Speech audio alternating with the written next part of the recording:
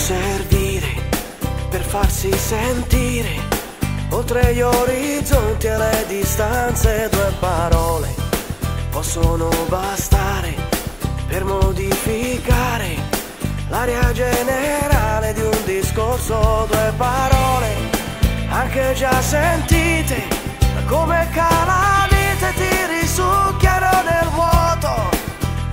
Due parole che non ti ho mai detto, forse nel rispetto delle scelte che tu hai fatto. Ma adesso non parlare, non mi dire che ti mancano le parole.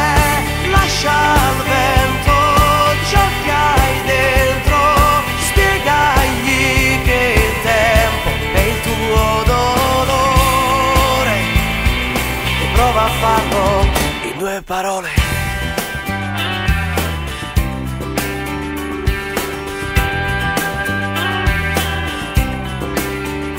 Due parole troppo ricercate, forse complicate, complici innocenti di una fine. Due parole semplici e sincere, come amiche vere, troppo delicate da capire. Due parole che vorresti dire per farmi sentire quanto amore mi hai nascosto.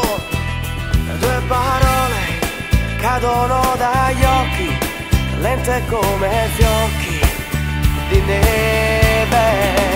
Ma adesso non parlare,